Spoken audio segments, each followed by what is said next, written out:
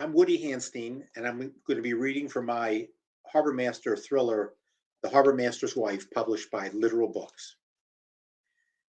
Two of the stools at the bar were occupied by guys who did look like locals. And at the end, furthest from them, an attractive blonde sat looking down into a glass and poking something with a skinny red straw.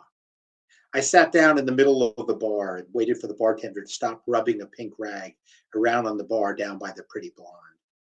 On the wall behind the cash register was a small whiteboard that said, Wacky Wednesdays, PBR Pints 250.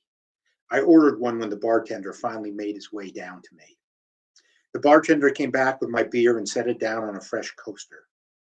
He was an older guy in a Hawaiian shirt who sported a gray ponytail. He had to be at least 70, but from the look of his thick arms, he probably was a good person not to mess with.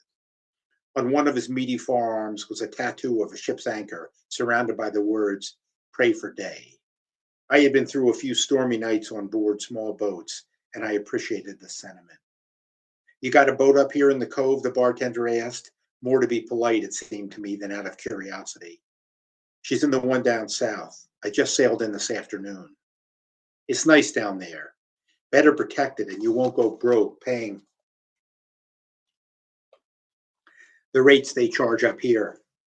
Come July, when all the moorings and slips fill up, this place is a madhouse." "You a boater when you're not tending bar?" The man nodded. "Got a 26-foot Novi with a big Caterpillar diesel I just rebuilt last year. I'm down to fishing just 100 traps, but I still like having a boat that will go when you need her to." "I hear you," I said, and drank some beer. The man smiled and started giving my portion of the bar some attention with his rag. "No point in living on the ocean if you don't got a boat." "Have you lived in Prescott long?" I asked. "My whole life, except for 3 years in the Air Force." "Seems like a beautiful town." "That it is, and people know it. You motor back up here in the morning and take a cruise around the mooring field.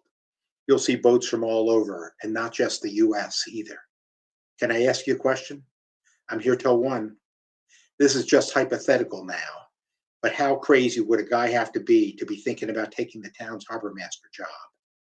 The bartender stopped moving his rag around and looked me up and down for a few seconds before he spoke. "You the hypothetical guy?" I just nodded to that. "Well, if you know boats and you're thick-skinned, why not? In some ways, it'd be easier on you not having to worry about who you already like and who you don't." He looked me over for a few more seconds and nodded. "Someone's got to do it, so why not you?"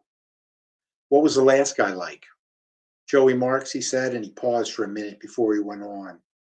"Maybe you can find people who had problems with him, but he was always straight with me."